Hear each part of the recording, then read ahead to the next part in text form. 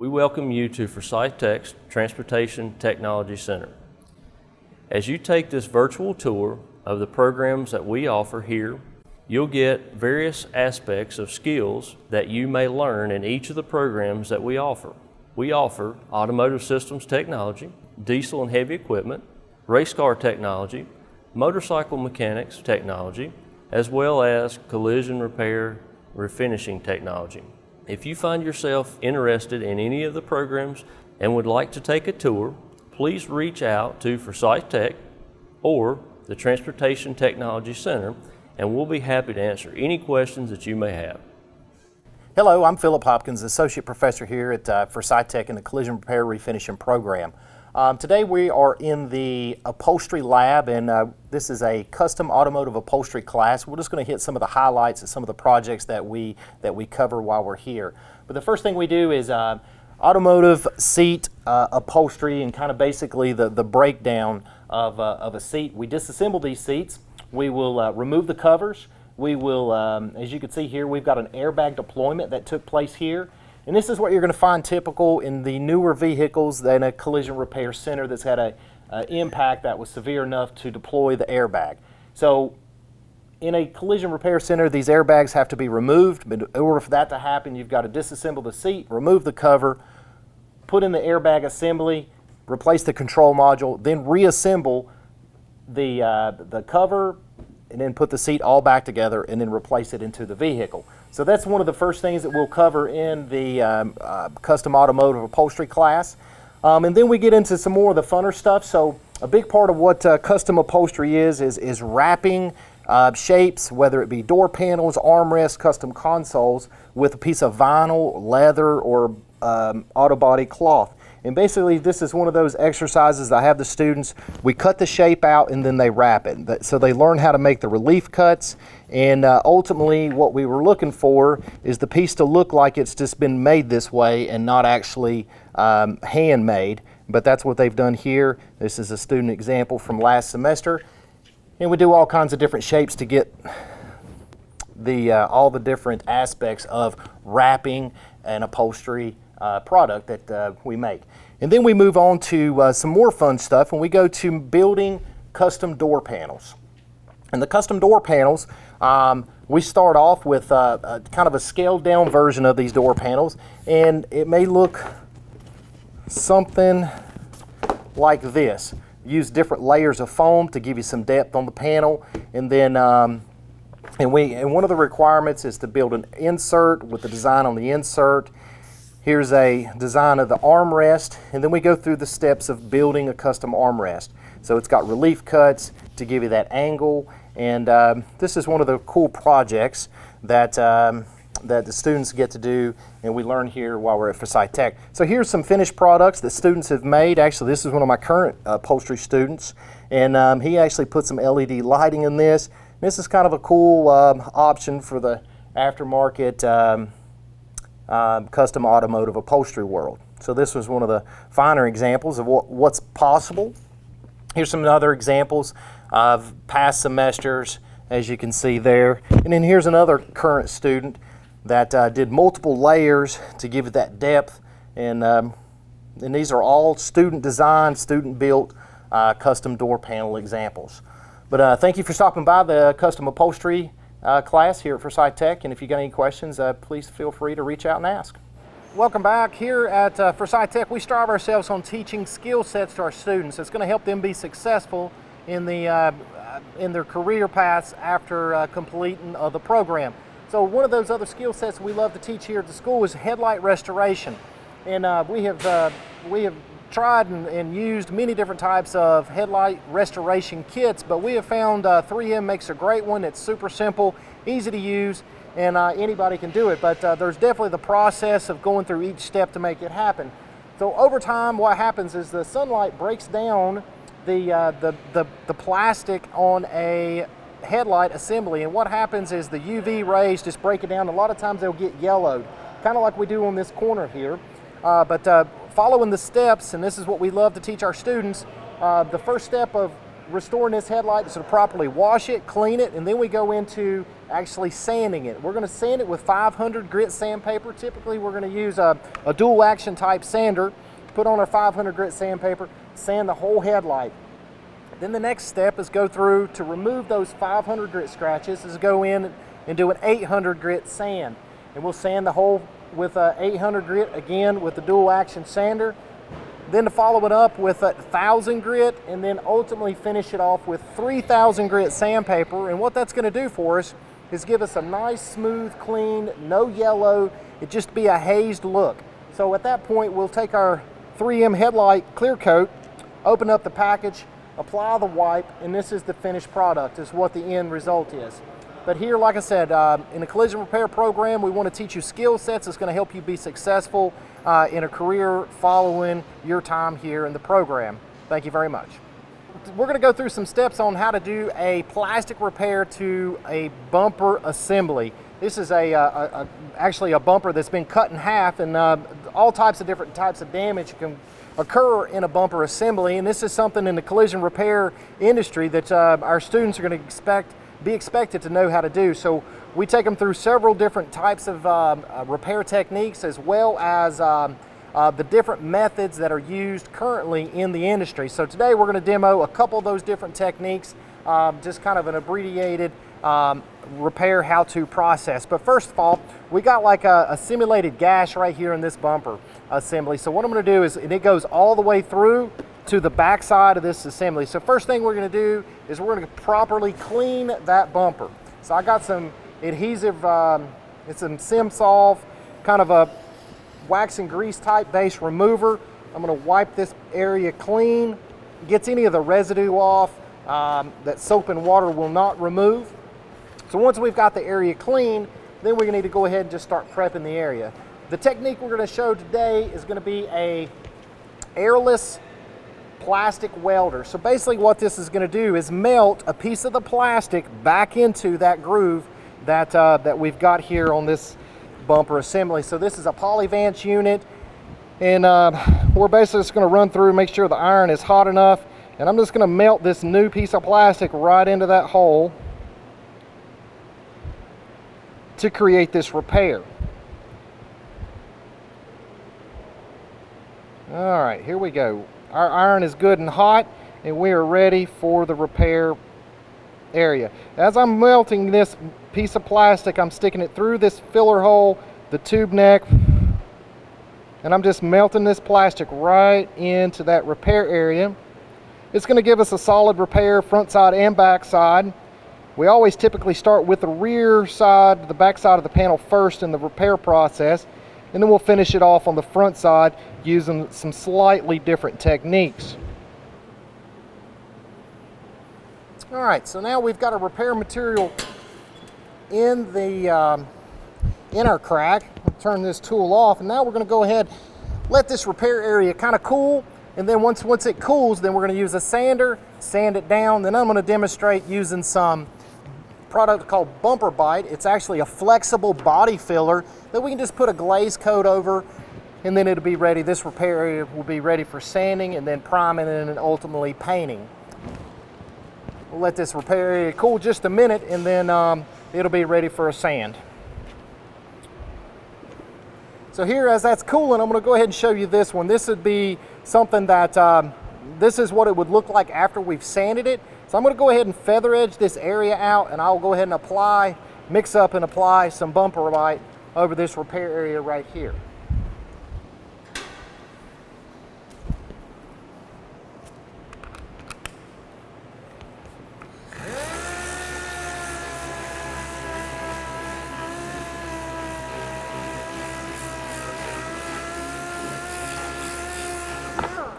So right there, what we've done is just basically put a scratch in the surface, and that's going to help our glaze putty actually help it adhere to that repair area. I'm going to go ahead and mix some up, and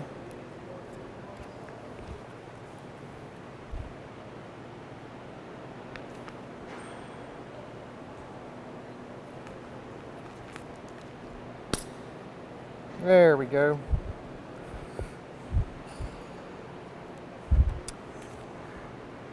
Here we are, we're going to go ahead and add the hardener. Don't take nowhere near as much hardener as it does the actual product. We're going to use a spreader here. Actually spread out this repair material. And what I'm looking for as I spread this is one consistent color.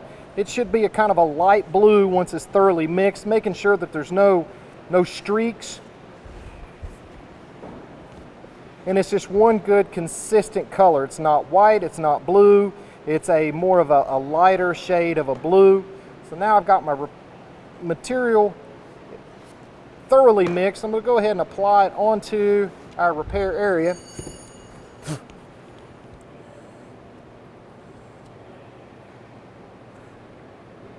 And there we go.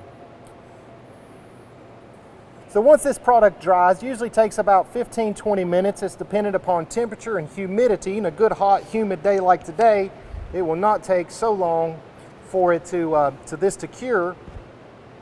And once that cures, then it can go ahead and move on to the final sanding. We're going to sand it with some 80 grit and then finish it off with a 320 grit sandpaper prior to primer applications on this bumper repair. So that concludes our demonstration for the plastic repairs. We show 5 different repair methods in our plastics and adhesives classes, and ultimately this is going to set our students up for success in the collision repair industry. Thank you for your time. All right, here we are at Forsyth Tech Collision Repair Center, and we're going to look at the dent maxi today and just do a little stud gun, a little pulling of this dent. So first off, the guys are going to cover the windshield with a welding blanket. You want to protect the glass from any types of sparks or any type of damage that's not on the vehicle currently. All right, great. So now they will take the grinder, and as you can see, there's 2 dents in the front of the hood. They're going to grind one to prepare to use the puller, and the other one where you have to get a ground with the piece of equipment.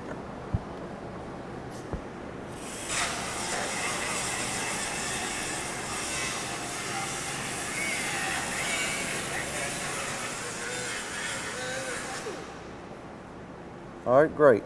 So now we have the hood prepped and ready for work. So the dent maxi, turn it around to the front there, Ian, where we can take a look at the front of the dials. It comes adjustable, so you can adjust it for the amount of heat to put on the hood to hold. So you've got it adjusted, ready for pulling. All right, go ahead and put your ground on.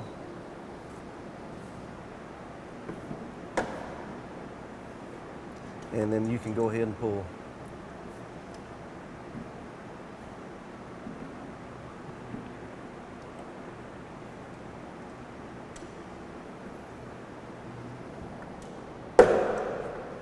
As you can see, it just forms a removable bond, and with the leverage of the arm, you can pull the dent out a little at a time.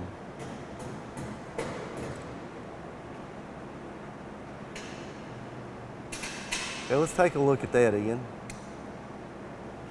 As you can see, a lot of, probably 80% of the damage come out with those 3 pulls. Go ahead and you can finish it off there. You've about got it.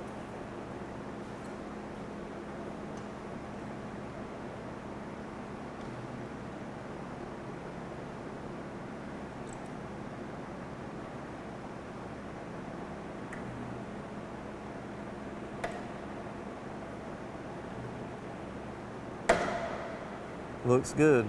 All right, there is a dent that is prepared to go to the next step, which would be your plastic filler application.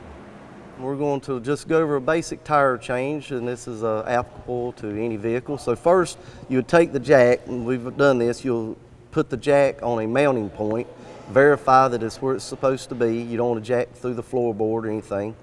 So you'll take and put a little pressure, take a little pressure off of it. Once the car is raised, you'll take the breaker bar and break the lugs loose. Once you verify all the lugs are broken loose, you'll continue to raise the vehicle off the ground. And once the tire is cleared the ground, you'll continue to remove the lugs.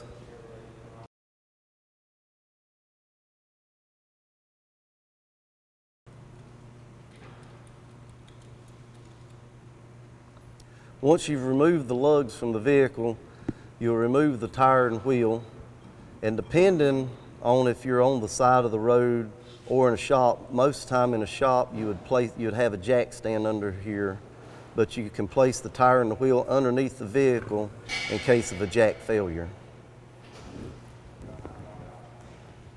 So basically now we're just going to repeat the process. Now is when you would place your spare on.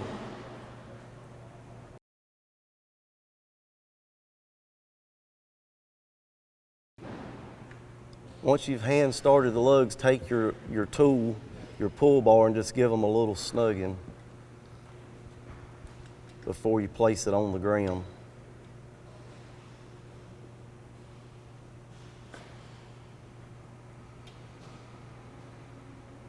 You can't completely tighten the lugs with it in there because the front tire wheel will spin.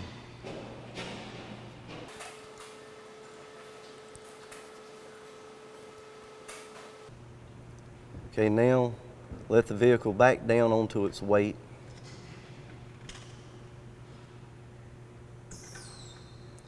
And remove the jack.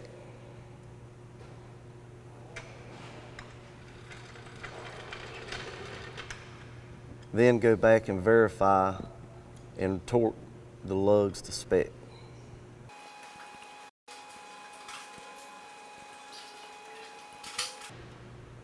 Good job, thank you. Back in the collision program, we have a mechanical class, and what we're going to do is we're going to change the oil in this 2005 Volvo. And so I've got one of my students here, he's going to demonstrate. So this is actually an oil catch can. So this is where you put your old oil to dispose of it. So he's adjusting it to the proper height. As you can see on the back of the oil pan is a drain plug. And so as he breaks it loose, you need to make sure you have your catch can ready.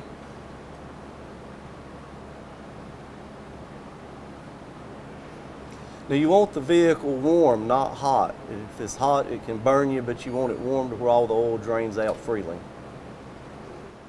So now it's just the waiting game. You wait till all the oil drains.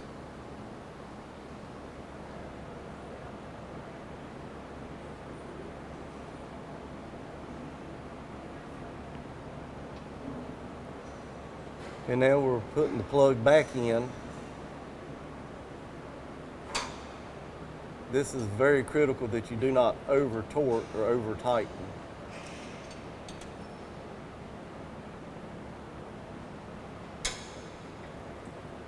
Okay, now we're going to the top side to change the filter and refill. Okay guys, here we're on the top side of the 05 Volvo, and the air duct has been removed.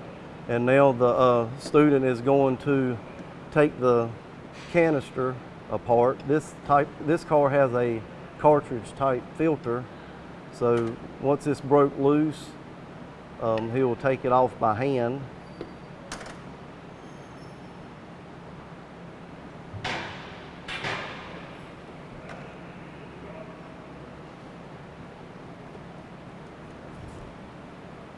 And trying to be as careful as you can without making a mess, but you're always going to have a little bit of a mess. And here's the dirty cartridge filter that we're going to replace.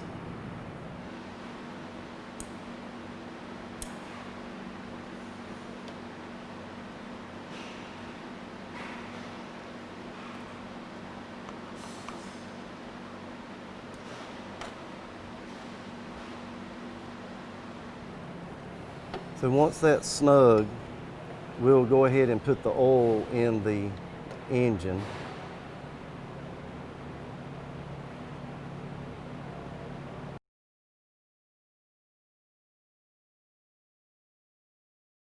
Some vehicles have an oil fill location that does not require a funnel, but a funnel is a preferred method to keep from spilling any oil.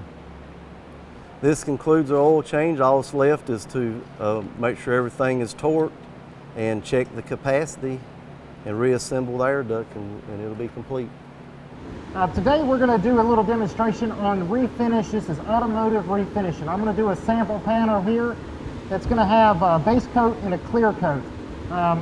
We like to teach hands-on skills that's going to help you be successful in the collision industry. And the best way to learn these hands-on skills is through hands-on learning. So we spend a great deal of our time in the paint booth learning all the refinish operations for automobiles. So what I'm going to do is just go ahead and I'll make about 5 passes on this panel. The panel's already been prepped, it's been primed, and it's ready for the base coat application.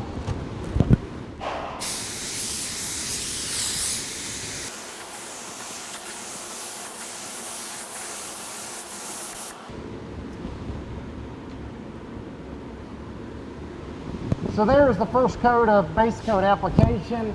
This being a lighter silver metallic, it's going to take multiple coats, and it's always better to apply your coats in thin, even coverages as opposed to one thick, heavy coat, which could lead to a run or a sag. So we've got to allow a few minutes for flash time in between coats. So this is where we just kind of stand still, not creating any dirt, debris in the air, and hopefully we'll end up with a pretty clean refinished job. Yeah, so here you go. You see the end results. We've got a base coat, clear coated, silver metallic paint job on a panel. So this is one of those skill sets, like I said, that each and every one of our students here at Forsyth Tech gets the opportunity to learn these techniques. Hope to see you soon. Thanks. I'm Miles with the Forsyth Tech motorcycle program, and just going to show you a quick little thing. So one of the favorite classes of the students in the motorcycle program is our engine course. This engine actually was disassembled completely by the students, all the way down, completely apart, everything out of it, and put back together with some new components. And as you can see, it's ready to go back in the bike. So this is one of our things. But during the process, one of the things that we like to do, that I show them, is how to properly lap a valve and install the valve. So our valve here is ready to be lapped into its valve seat. This area here is where it seals, and so I'll just give a quick demo on how we do this. Use a little bit of a compound on there that has a grit that will kind of sand the seat nice and clean for the valve to seat to. Put it in its home. And in this case, we're using a rubber hose on the end of it that we can pull up on it. And you can hear it grinding inside there, making that seat nice and clean. So that way when the engine's running, we're not losing any exhaust gases or intake gases, depending on what valve you're lapping. And the motor will run nice and smooth. So after we lap our valve, we kind of take our compound off of here and check our area to see if we're getting in the right spot. Ideally, we want this right in the middle, a nice gray film all the way around. That's what we got, which is good. Double check our valve seat here. Kind of clean this area up. And take a look there. Nice gray band all the way around. And before we put this on the bike, we'd wash this out really good. Make sure it's nice and clean. That grit is not good to be running in the engine there. So the next stage here is to actually install the valve and put the valve springs on it. So this particular head has 2 different springs. And so we have an inner one and an outer one. Tighter wound coils towards the bottom. And we use this tool here to compress this spring so we can get our keepers in place. So once we got our keepers in place here, we kind of reduce our pressure on the spring, make sure they get nice and lined up. Ideally, we try to keep these gaps nice and even as we release the pressure. As the engine will run, it will change slightly, but we try to keep them in place as best we can. And there we go. Now our valve is into the engine. It's nice and sealed in there. We can push on it. Make sure it's nice and seated. All good. Now that head would be ready to go onto the bike after we cleaned it, of course. Just some of the cool things that we do in motorcycle program here at Forsyth Tech. We're here at Forsyth Tech Transportation Center watching students change the rear end out in this 1996 Jeep. The Jeep is getting a powertrain overhaul, starting with the rear end. This rear end was originally out of a Ford Explorer, but they are substantially stronger and just turn out to be the correct length. So the students have overhauled the rear end and it's assembled, ready to go in. They're in the process of unbolting this one and changing all the brakes, brake fluid, brake lines, and so forth, upgrade this part of the system. We're actually in the race car portion of the race car program here at Forsyth Tech. So we have a number of circle track cars surrounding us, even though we're working on this street automobile. This is the way in which we train students not only to work on their racing cars, but also how to work on their street car. Basically, it's the same process to change the rear end out from a race car to this particular car. Hello, I'm Casey Dabb at Forsyth Tech Community College. Here I'm going to talk a little bit about welding that we perform in the collision and the fabricating shop at Forsyth Tech Community College. The first thing you got to worry about is the safety of welding. You've got to have safety protection like a helmet. Ideally you would have gloves, leather gloves or something like that. Leather apron, leather sleeves. That way you're protected from sparks from falling down on you and getting burnt. The face helmet, you could either wear a conventional helmet like this, or they make an auto darkening helmet where it would automatically darken as soon as you strike an arc. It needs to be at least a shade 9 to 13 shield. That way it protects your eyes from the UV light. Here we'll be performing like a straight bead or some plug welds like we would do in the collision shop, depending on what type of materials you're working on. And I got a couple pieces of material laying out, some aluminum, some steel. First you got to figure out exactly what you're working on before you can make your weld. Here's a piece of aluminum, and here's a piece of steel, so we'd have to identify what kind of material we're working on to what kind of welding performing we're going to make. Here we're just going to be welding on straight steel with just a MIG welder. I've got some holes punched out in a few coupons. I'll just be plug welding a coupon, the holes up in the coupons, and then on the other side I'll be running like a straight bead, welding the pieces stick straight together.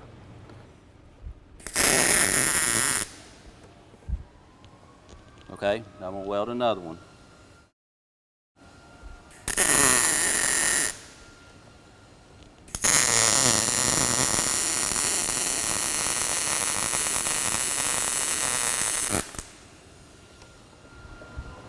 Okay, that's all it is.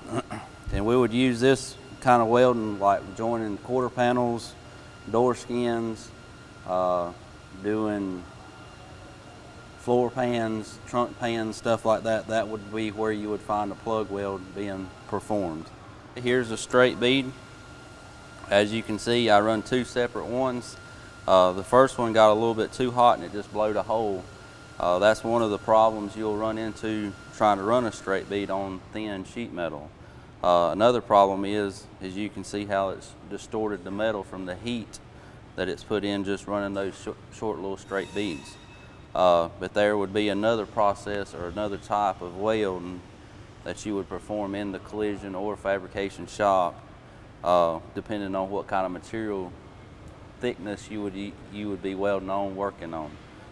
My name is Alan Dabb. I am the program coordinator / instructor for the diesel and heavy equipment program here at Forsyth Tech. This morning I'm going to be going through a training session that is dealing with basic electricity. This is a topic that will be covered in our TRN 120 Basic Electrical for Transportation class. This morning we'll be taking a look at a lighting system dealing back to the basic electricity.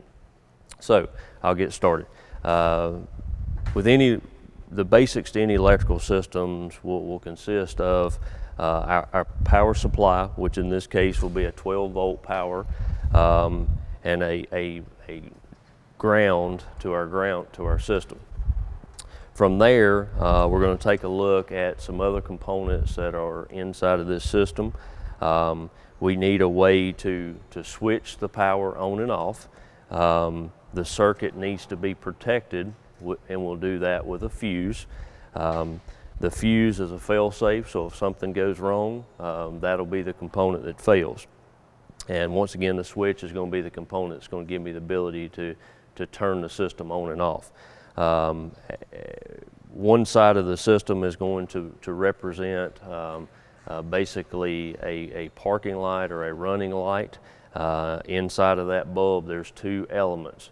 This is an incandescent bulb. A lot of our industry has moved to what we call an LED bulb system, but this is an incandescent. So we have two filaments inside of this one bulb, which give us two levels of the light beam coming from the bulb. I'll represent that here in just a minute.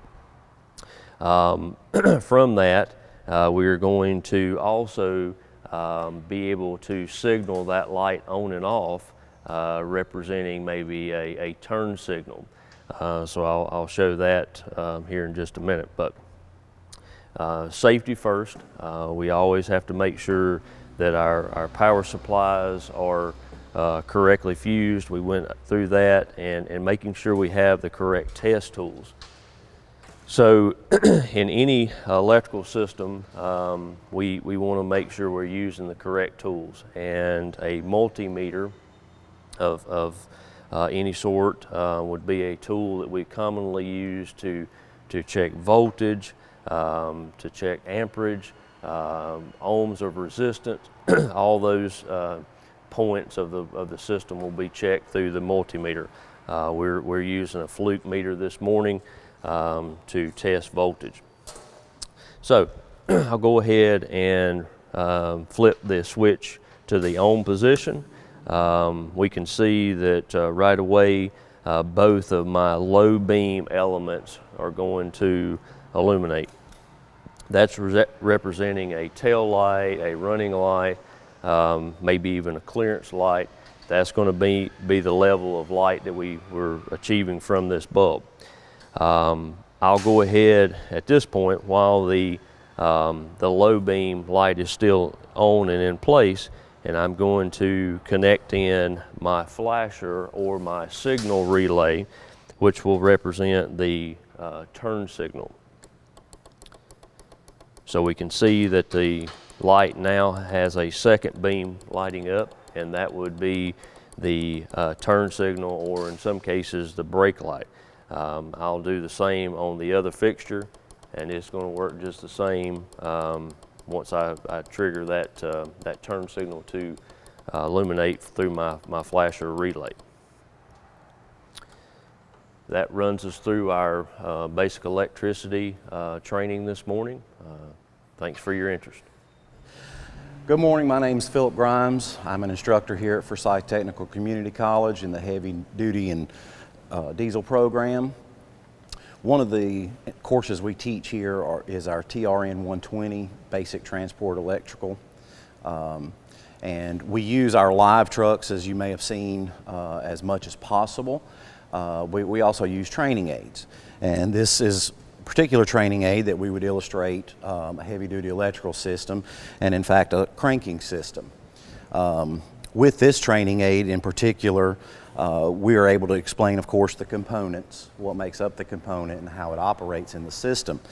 With this mock-up, it's a lot easier for the students to be able to see actually how the components work together. Another benefit to this particular type of training aid is it's very easy for us to put in faults into the system to where we can do voltage drop testing and amp draw testing, things that are viable into the industry today. Cranking system problems have been around since the automobile first was invented, and they're probably never going to go away. So with this, we can again just explain a little bit better and give them an overview into how these systems operate, and then hopefully take it to the next step so that we're not just training someone that is capable of changing parts, but someone that's capable of actually diagnosing and changing the correct part. This morning we're going to be taking a look at a training session on the air brake systems on a heavy-duty Class 8 on-highway truck. I'll go ahead and start this morning with a disassembly of the brakes. We'll look at each of the components, and then we'll reassemble everything back up. So, as I said, we have the brake shoes. Those brake shoes will be a big piece to the brake system. We have a top and bottom shoe, and we also have retaining springs and return springs. The brake shoe will mount to what we call the brake spider. The brake spider is connected permanently to the axle, and that's what's going to hold the brake shoes in place as the brake application is made. Once the shoes are replaced, we're going to replace the retainer rollers and also the springs. And the third item, of course, would be the brake drum, so that the friction material that we're replacing has a new contact face, being the drum, when this system is back in service. So I'll just go through a quick reassembly. Top shoe goes on. We have retaining springs on the rear. Our second shoe or bottom shoe connects up.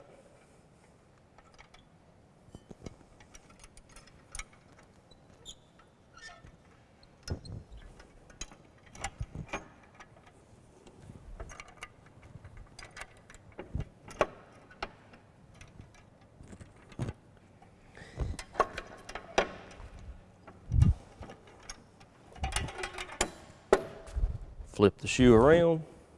The front retaining spring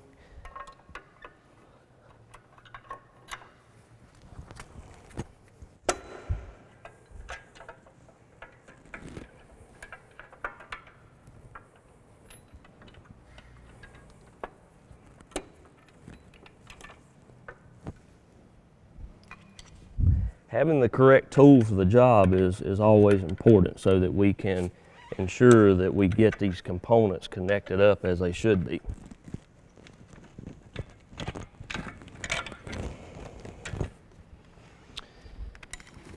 Okay, springs hooked. Now we're going to come around and we're going to put in our top retaining roller. That roller is going to lock into place. Come around to our bottom. And these rollers are locking the shoe in between the S-cam that we talked about and also the friction material, so that now when the S-cam turns, it literally rolls those shoes apart. From that point, we are ready to reinstall the brake drum.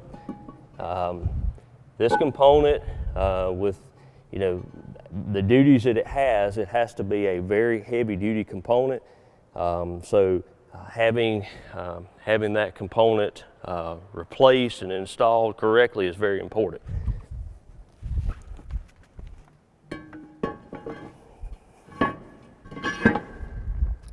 Brake drum's reinstalled. Now the brakes will be adjusted, and that takes us through the air brake training that we have for you guys this morning. Thank you.